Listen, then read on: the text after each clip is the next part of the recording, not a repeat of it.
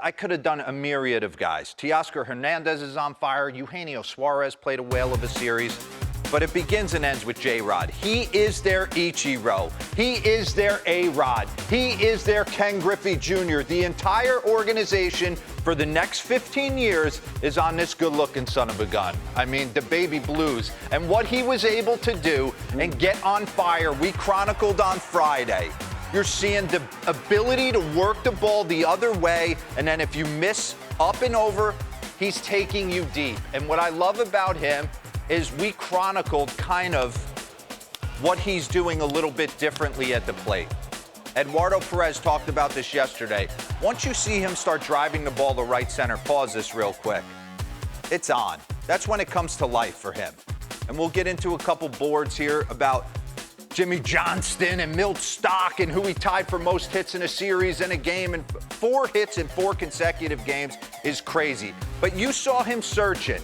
You see him ringing that back elbow. We looked at this on Friday, as opposed to a guy who's super confident. His base is a little bit wider, and you see he's not ducking down as deep and sticking his nose in. He's being athletic and letting it work for him. Run this real quick. I mean, still looked great there, but you could tell he was searching a little bit. In complete command. You could just tell by the way he's working that back elbow. Kind of rhythm and timing with the pitcher.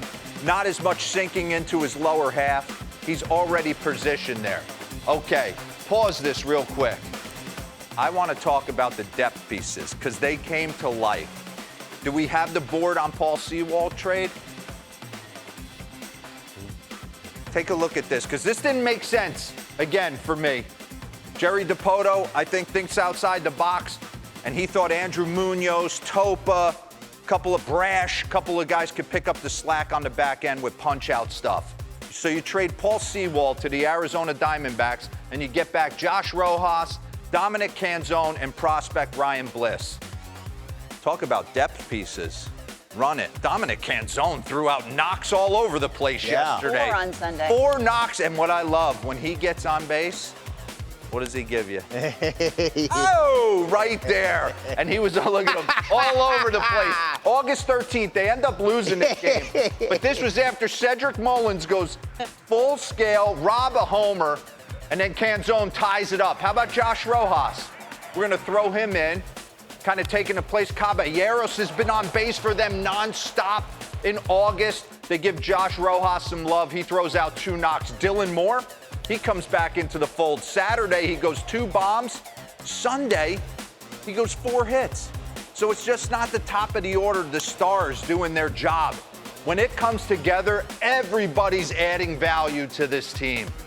There he is, Caballeros. You know what he does? Gets on base non-stop for this team and kind of ignited them a little bit. Gets drilled, stands up, goes, what do we got? You don't get to just lose your head and throw the ball at me. Benches are gonna clear. We're gonna let you know we're not going anywhere. Then he stole a base right after that. Bags. Throw me in a little Cade Marlowe, who used to play with the Savannah Bananas. He's been on fire for this team as well, making shoestring catches, getting knocks all over the place. And he has one of the biggest swings of their year. August 3rd, they're losing 3-1, top 9, granny. Kind of changed the Angels season, that one swing for me. So they're getting depth pieces. Now let's jump into Altuve. My guy, my first love. Do we have the boards on him? Give it to me. Since 2016, MLB ranks minimum 3,000 plate appearances. This is who he is. This is a Hall of Famer, in my eyes. He's already in. Right now? Ready? Oh, yes, absolutely. He's in. He's one of the best second basemen of all time. Average 309, he's second. Hits, he's 9th. I mean, you talk about doing everything for your team. On a team that's been to 6 straight ALCSs, he's been their best player, arguably, for the entire stretch. He's been surrounded by stars, but when the chips are on the line, it's him. Let's get into it. Got his 2,000th hit right here, 2-2.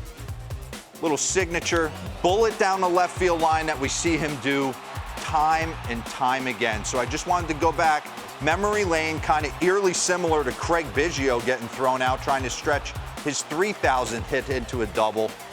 Takes his time. Roflo, July 20th, 2011.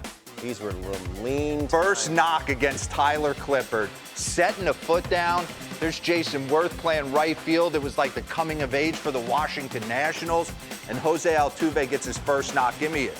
August 16, 2016.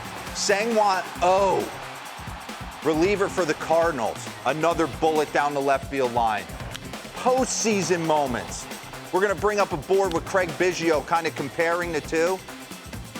No one's had more signature home runs for the Houston Astros franchise in the postseason than him. Take a look at this. Fewest games to reach 2,000 hits, Wow. 200 homers, 200 stolen bases. Look at the names. That's crazy. Willie Mays, Ryne Sandberg, A-Rod. And then he'll always be compared to Craig Biggio. I got into this argument last board for me with Brian Kenny late May doing the showdown on MLB Now. Craig Biggio, obviously, complete Hall of Famer, one of the best players to ever do it. But you take a look at what Jose Altuve's done. What was your argument? That Jose Altuve's already in the Hall of Fame. And I can argue he's one of the best second basemen of all time. And just little drop note here, 23 homers in 92 games, postseason. My word. Come on.